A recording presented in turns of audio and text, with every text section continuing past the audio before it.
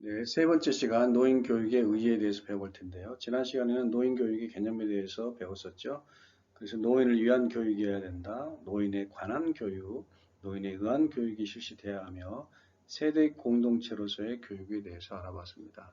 이 시간에는 노인 교육에 대한 의의인데요.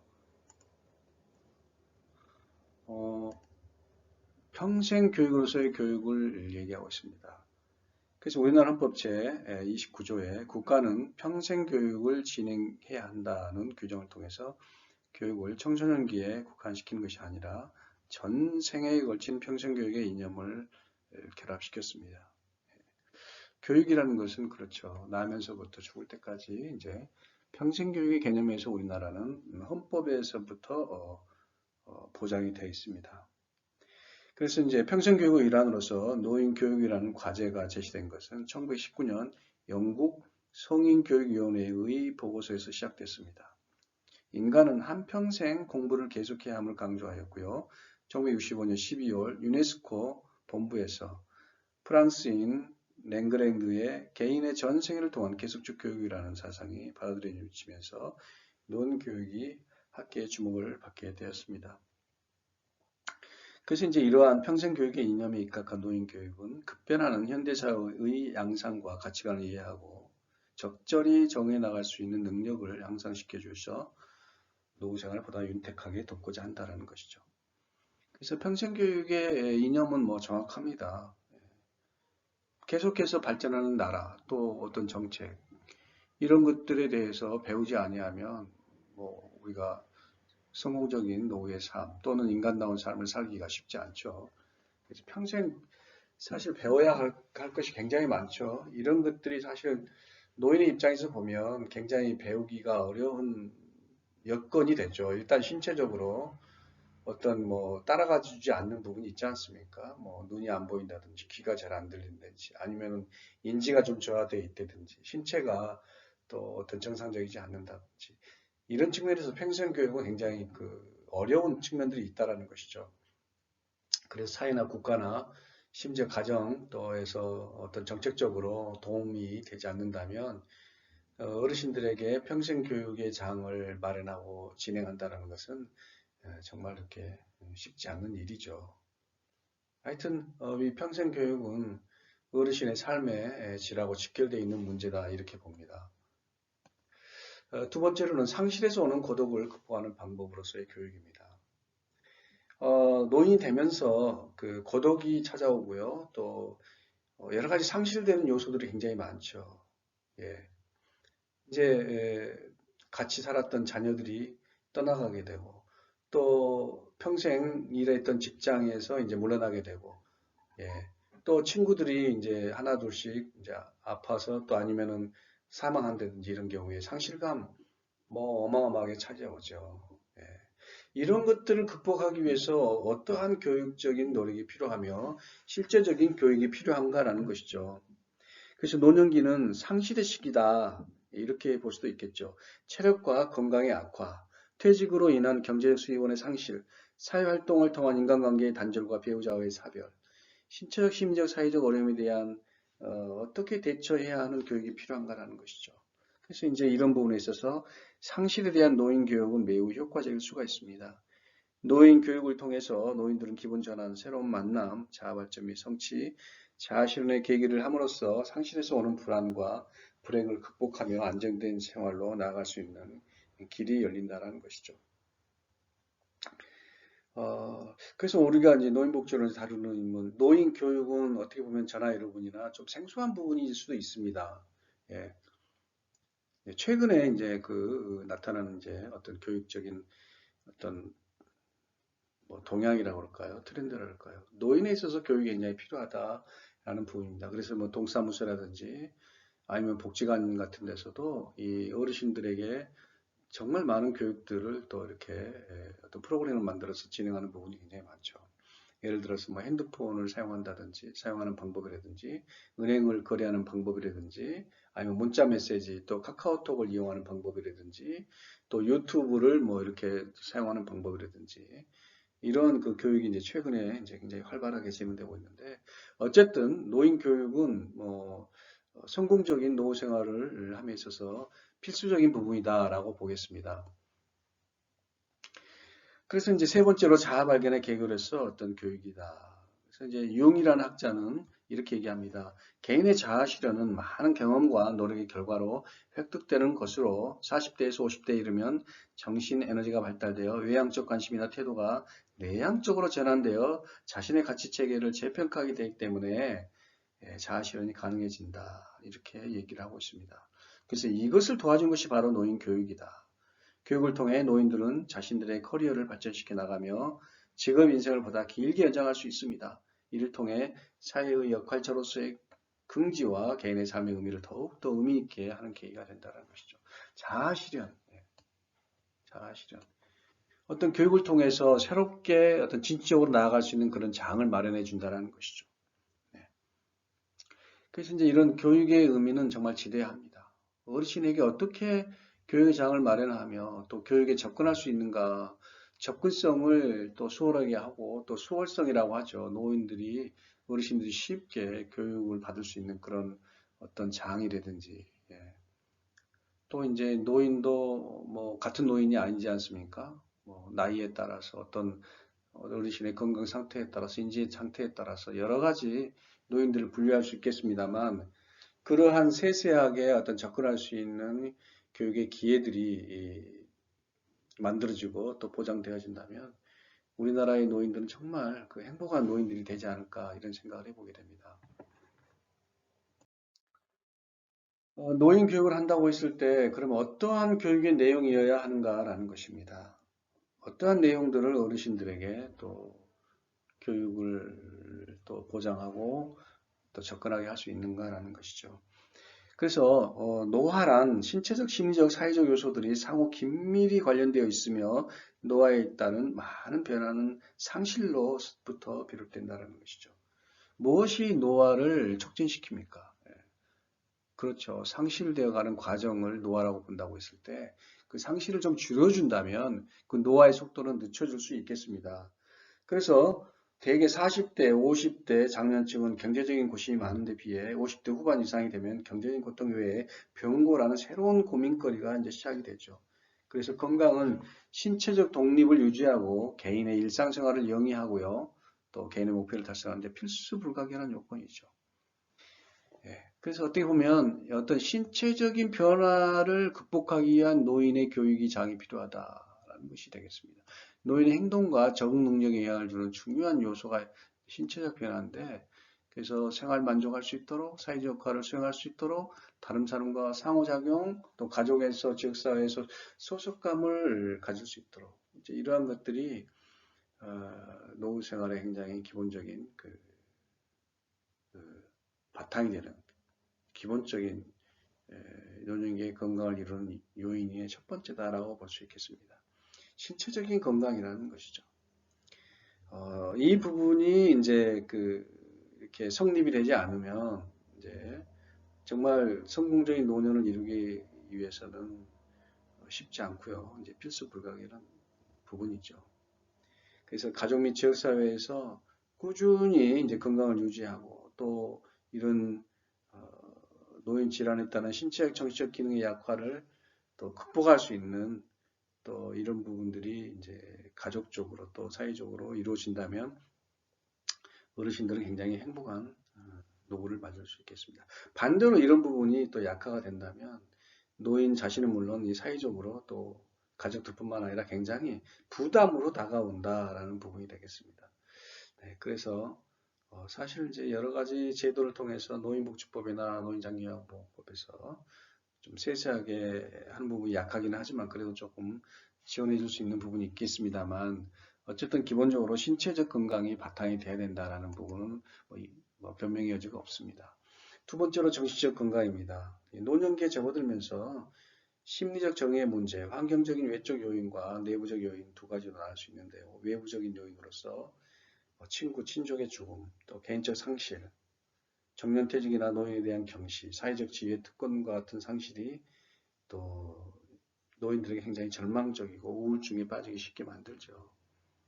네. 내부적 요인으로 또 개인의 성격적 특성, 신체 기능의 변화로 인한 행동장애, 이로 인한 또 불안, 욕구, 불만, 스트레스가 심리적 갈등을 또 가져오죠. 예. 그래서 정신적으로 굉장히 약해지기도 하고, 아까 얘기한 신체적 건강하고 이 정신적 건강은 굉장히 밀접한 그런 관련이 있지 않습니까? 네. 그래서 이제, 노인 세대들이 이제 되게 고립과 고독에 놓여 있지 않도록 본인뿐만 아니라 사회도 노력해야 되는데요. 어쨌든 노인의 건강은 노인 자신의 태도의 좌우됨을 먼저 깨달아야 되고, 또 그러한 교육을 또 할 필요가 있다는 것이죠. 예. 그래서 두 번째로 정신적 건강에 대해서 말씀을 드리고요. 네, 세 번째로 지적 건강에 대해서 알아볼 텐데요. 노인의 지적 능력은 나이가 들수록 점점 쇠퇴하는 것이 이제 일반적인 생각이죠. 이제.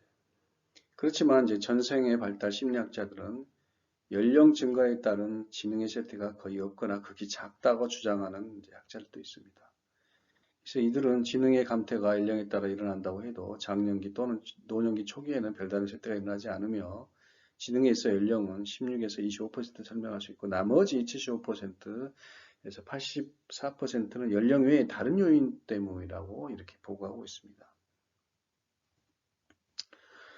그렇죠. 그래서 뭐 그러한 요인들의 이제 출생 동시 집단, 교육 수준, 생활의 경험, 불안 수준과 심리적 스트레스, 신체적 건강 수준 동기 여러 요인들이 이제 복합적으로 해서 이제 이러한 어떤 노년기의 쇠퇴를 설명할 수 있겠죠.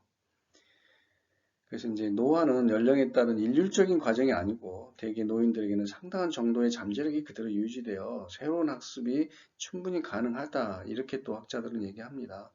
그래서 한계 수준까지의 능력이 요구되지 않는 거의 모든 일상생활에서 노후에 따른 쇠퇴를 거의 인식하지 못할 정도다. 뭐 이렇게 얘기합니다.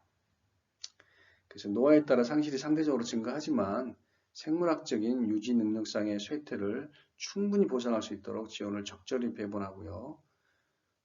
자원을 적절히 배분하고 사회적 구조를 개선한다면 이러한 그 쇠퇴를 최소화할 수 있다라는 것이죠. 그 다음에 이제 사회적 건강에 대해서 보겠습니다. 인간은 출생하면서 개인과 집단 간의 끊임없는 상호작용 속에 살아가죠. 그러므로 역할은 개인이 집단이나 사회와의 관계를 갖는 가장 중요한 수단입니다. 그래서 자아 정체감을 이제 유지하는 게 중요하죠. 이런 사회 속에서, 사회성 속에서 자아 정체감을 어떻게 또 유지할 것인가, 사회적 가치를 인정받으며 또 본인들이 어떤 자아 실현을 또 할 수 있을 것인가. 그래서 현대로 갈수록 이 사회적 건강이 굉장히 중요합니다. 관계라고 얘기하죠. 노인에 있어서 관계라고 얘기합니다. 그래서 사회적 교육 프로그램 이런 것들을 통해서 이제 관계를 이루어가죠. 네. 그래서 헤버 허스트라는 학자는 노년기에는 세 가지 역할, 즉 잃어버리는 역할, 그대로 남는 역할, 새로에 맞게 되는 역할이 있다고 하고 있습니다. 그래서 자녀 독립 후에 부모로서의 역할은 점점 잃어버리게 되지만 또 계속 맡게 될 역할을 자각하고 새로이 발견해서 맡아야 할 역할은 무엇인가를 알아내는 또 새로운 역할을 맡을 준비를 한다는 것도 노인에게 있어서 굉장히 중요하다. 이렇게 헤비어스트의 학자는 얘기하고 있습니다. 네. 그래서 노년기에 있어서 이제 부모와 성장한 자녀와의 관계에 있어서 일어나는 문제, 주로 부모에 대한 부양 책임 및 애정의 표현과 관심의 정도로서 나타난다고 할 수 있는데 예, 우리나라 같은 경우는 가족에 대한 의존도가 상당히 강하죠. 정적인 관계의 어떤 가치와 규범이 이제 내면화되어 있죠. 네. 이제 이런 경우에 있어서 어떤 그 자녀와 어떤 그 세대를 다르게 산다고 했을 때 어떤 사회적 건강을 이루는 것이 또 쉽지만은 않죠. 예.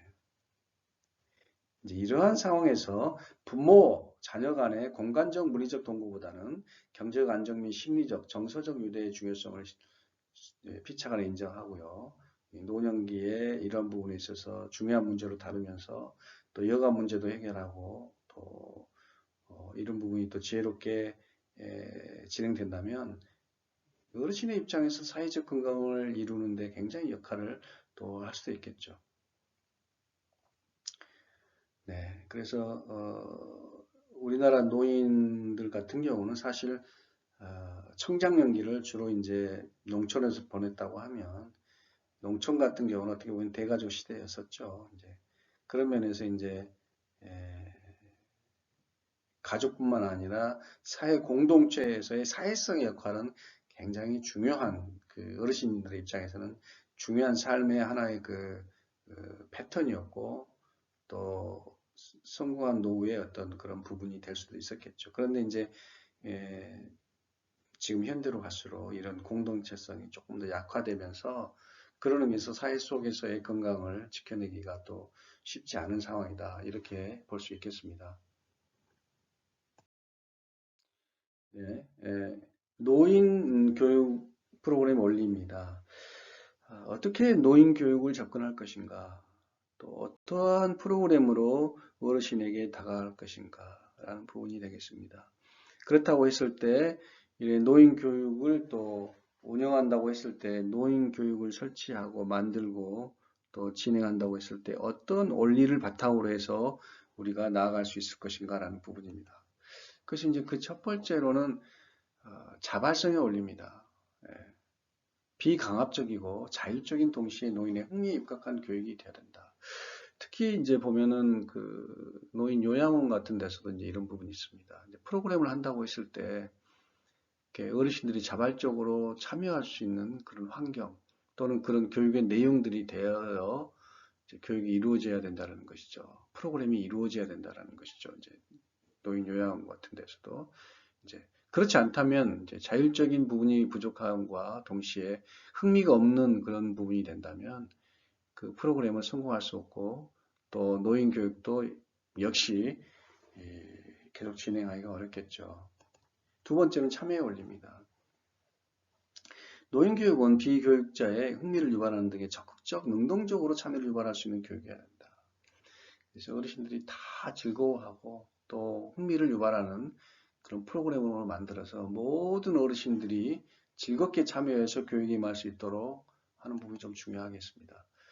그 다음에 이제 문제 중심의 원리라는 것이죠. 이제 어르신들이 당면한 문제를 해결할 수 있는 또 그것을 또 풀어서 더 나은 어떤 인생의 진일보한 과정으로 나아갈 수 있는 그런 문제 중심의 원리가 필요하다라고 보겠습니다. 그 다음에 실용성의 원리가 되겠죠. 직접 이제 생활에 필요한 그런 교육 내용들이 짜여진다면 어르신들이 정말 자발적으로 많이 참여하고 흥미를 느끼고 또 실생활에 그거를 이용할 수 있는 교육이 되겠습니다. 실용성의 원리고요.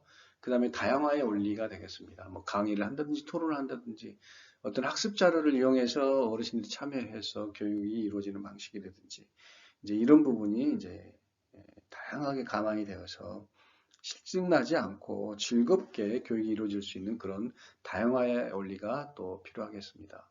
그 다음에 여섯 번째는 이제 경험화의 원리입니다. 노인의 과거 경험을 이용해서 어떤 프로그램이 만들어진다라는 거, 교육이 이루어진다라고 했을 때 어르신들이 굉장히 그 유익하고 또 즐겁게 교육에 참여하지 않을까 하는 생각을 해봅니다.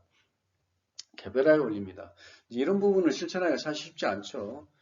어르신들 남자, 여자에 따라서 또 교육 수준에 따라서 연령에 따라서 개별화의 원리를 존중하면서 프로그램을 짜고 교육을 한다고 했을 때 이게 이제 사회복지사 입장에서도 쉽지 않은 부분이 있죠.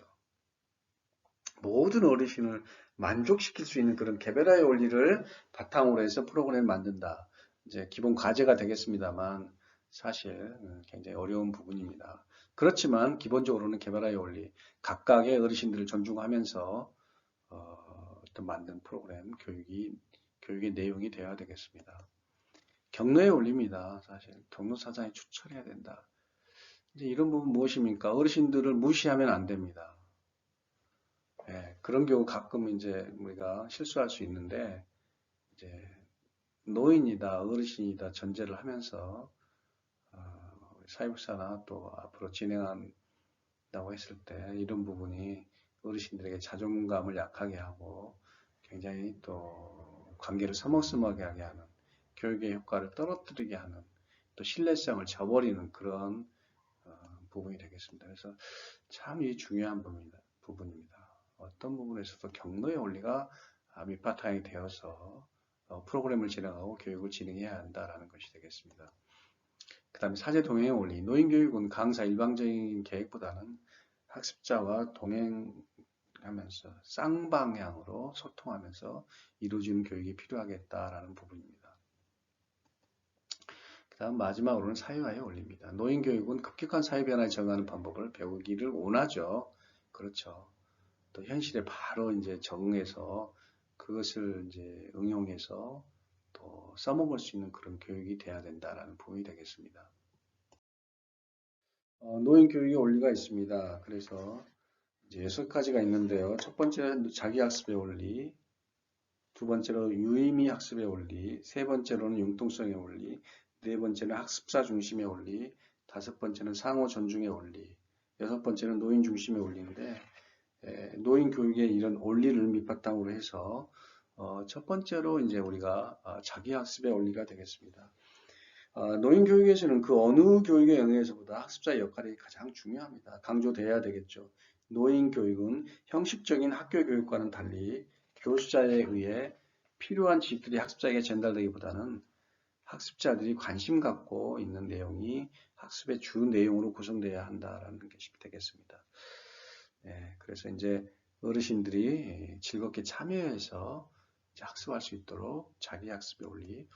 두 번째는 유의미 학습의 원리입니다. 노인 학습자들은 학습 과제가 자기들에게 의미가 있고 친숙한 것일 때 더 잘 학습하는 그런 경향이 있습니다. 따라서 학습자들의 흥미와 발달 단계, 직업, 관심사, 학습 동기에 비추어 관련성을 갖는 유의미한 학습 과제를 제시하면서 거부감 없이 쉽게 접근할 수 있도록 친숙하고 현실적이고 구체적인 과제나 자료로 제시하면서 또 학습에 임할 수 있도록 그렇게 하는 두 번째 유의미 학습의 원리가 되겠습니다. 세 번째는 이제 융통성의 원리죠.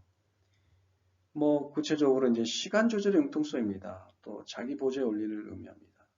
어르신들 입장에서 시간이 좀 어르신의 시간하고 교육자의 시간하고 다를 수가 있어요. 시간 제한이 엄격하거나 장시간에 걸친 학습을 하게 된다면은 또 학습의 효과가 떨어지게 되죠. 그래서 학습자들의 스스로의 능력과 특성에 맞게 학습 시간을 조절할 수 있는 그런 융통성의 원리가 필요하고요. 프로그램 운영 방법의 융통성도 필요합니다. 노인교육에서 학습의 주제나 교수 방법, 집단 편성 등 형식과 달리 융통성 있게 학습자 요구 중심으로 또 적용될 수 있도록 융통성의 원리가 필요하고 그 다음에 학습자 중심의 원리입니다. 성인 학습에서는 특히 노인 학습에서 있어서 학습자의 역할이 일반적인 학교 교육에 비해 훨씬 더 중요합니다. 노인 교육에 있어서 교수자, 노인 학습자는 학습자 요구와 필요에 따라서 상당 시간을 투자해야 됩니다. 그래서 학습자 중심으로 조금 느리더라도 학습자 중심으로 이제 진행돼야 된다라는 부분입니다. 상호 존중의 원리입니다. 노인 교육의 공간은 따뜻하고 부드러우고 온정적이어야 됩니다. 또 상호 간에 존중하는 분위기 안에서 존경하는 분위기 안에서 이 교육이 이루어져야 됩니다. 그래서 아까 경노의 원리도 얘기했는데 경노의 원리도 얘기했는데요. 이제 어르신들을 존중하면서 상호 존중하면서 다양한 상호작용 방법들을 개발하면서 교육을 하는 것이 중요하다 봅니다. 그 다음에 이제 여섯 번째로는 노인 중심의 원리입니다. 학습자 중심의 원리하고 좀 비슷한 얘기인데 다양한 연령 집단이 한데 모여서 이제 학습을 하고 있기 때문에 또 가장 취약한 위치에 있는 부분들이 이제 노인 학습자들이죠. 그래서 오랜 기간 자이든 타이든 교육과 이제 떨어져 있었는데 이런 부분에서 조심성의 증가, 신체 기능 감각의 이제 저하로 인해서 학습하는데 굉장히 어려움이 있는 상황이죠. 그래서 가능한 한 모든 교실 분위기나 환경, 과제 준비에 있어서 노인 학습자에게 배려가 되도록 우리가 해야 할 것입니다. 노인 학습의 교육 방법입니다. 이제 구체적으로 어떻게 교육을 할 것인가, 교육을 또 담당할 것인가라는 부분입니다. 그래서 노인 학습자들은 젊은 세대의 학습자들과 달리 신체적, 인지적, 정서적 특성을 지니고 있기 때문에 이제 이에 따른 교육 방법이 동원돼야 됩니다. 그래야만이 효과적인 이제 교육을 이룰 수 있겠죠. 그 첫 번째로는 이제 노인 평생 교육 프로그램은 개인적 관심과 흥미를 바탕으로 이제 프로그램이 짜여져야 한다는 것입니다. 그 다음에 두 번째로는 이제 수업 과정에 몰입할 수 있도록 거기에 걸맞는 수업 방식을 택해야 된다는 것이고요. 세 번째로는 이제 노인 학습자들의 학습 요구, 내적 동기, 뭐 인지적 능력 이런 것들을 바탕으로 해서 개인차가 있는데 이걸 감안해서 어떤 교육 방법을 취해야 된다라는 부분이 됩니다. 그리고 이제 유의사항이 있습니다. 그래서 학습자 각 개인의 차이를 고려해 반드시 목표 지향적으로 교육할 필요가 예, 있다. 이제 이런 부분인데 그럴 수 없다라는 거예요. 목표 지향적으로만 해서는 안 된다. 목표를 우리가 이루지 못하더라도 또 유의미한 교육의 결과를 낼 수 있겠죠. 두 번째로는 이제 학습에 동참하는 과정만으로서도 우리가 만족해야 할 필요가 있다라는 부분입니다. 세 번째로는 이제 그러한 것들이 정신적 부담으로 되지 않도록, 예. 그 다음에 이제 선행 학습량이 준비돼야 한다. 먼저 이제 학습을 이제 가르치는 교사가 먼저 충분한 또 그런 준비가 되어 있어야 되겠죠. 다섯 번째는 이제 반복 교육이죠. 잃어버리기 쉽기 때문에 인지가 약해서 말이죠. 그 다음에 이제 각 개인적으로 각별한 관심을 표해야 됩니다. 어르신들이 뭐 여러 명이 있으면 떨어져 가신 분도 계시고 이제 그렇기 때문에 개별적으로 관심이 많이 필요하고 또 친밀감을 조성해야 된다. 강사들이 굉장히 강의법을 많이 연구해서 어르신에게 더 쉽게 다가갈 수 있도록 해야 되고 칭찬과 격려가 굉장히 필요하죠. 예. 평가를 하지만 이제 그걸 통해서 이제 또 새로운 자료를 만들어내고 더 진일보할 수 있는 교육을 또 만들어내기 위한 그런 접근법이 되겠습니다. 네, 한국 노인의 과제가 있습니다. 무엇일까요? 예, 사람 누구나 늙게 되고 언젠가는 죽는 것이 당연한 섭리입니다. 이제 우리 한국의 어르신들이 많이 이제 계시는데 이제 어떠한 교육을 해야 어르신들의 노후가 행복할 수 있을까요? 네, 이 시간 한번 우리가 이 과제를 푸는 건데 말이죠. 우선 행정의 효율화, 재정적 지원이 좀 됐으면 좋겠다 하는 부분이죠. 이제 노인 교육은 우리나라 어차피 이제 처음인데 이제부터 잘 계획을 세워서 효율적으로 좀 도움될 수 있는 그런 효율화와 행정적, 재정적 지원이 필요할 것 같고, 그 다음에 노인교육 전문가가 필요하다는 것이죠. 정말 전문적으로 우리가 뭐 다른 학교 같은 경우는 뭐 노인학과 같은 것도 있고 그러는데 노인교육을 할 수 있는 전문성이 있는 그런 전문가들이 좀 많이 배출이 돼야 되고, 그 다음에 여러 가지로 이제 말씀을 나눴습니다만 어르신의 남아있는 능력을 배양하고 사회 참여할 수 있도록 하고 또 자립과 자활 능력을 강화하면 어르신들이 정말 행복한 노후를 보낼 수 있겠죠. 그 특성에 맞는 프로그램들을 잘 만들어서 어르신들이 도와줄 수 있는 그런 부분들, 또 노인 교육을 이제 부족한 부분을 채워줄 수 있는 네트워크 강화가 어떻게 보면 절실한 그런 시점이지 않나 싶습니다. 그래서 이제 어떤 현장에서의 연구들 또 실천 연구 활성화되면은 좀 더 한국의 우리 어르신들이 행복한 어르신들이 되지 않을까 싶습니다. 오늘 이제 8강에 이제 노인복지론, 성공적인 노후를 위한 노인의 삶, 이렇게 쭉 살펴보았습니다. 그래서 노인 교육의 중요성, 또 필요성, 또 노인 교육에 대한 개념들, 또 여가 활동에 있어서의 어떤 필요성, 또 여가 활동의 유형들, 또 여가가 왜 중요한가, 우리나라 노인 여가문은 어떤가, 이런 부분 중심으로 우리가 살펴보았는데, 저나 여러분이나 이제 이러한 그 연구와 또 과제를 통해서 우리 여성들이 정말 행복하고 한국에 있는 그 노인 여러분들이 정말 즐거운 여생을 맞는 우리 모두가 됐으면 좋겠습니다. 노인복지론 제8강 여기까지 경청을 해주셔서 감사합니다. 마치도록 하겠습니다.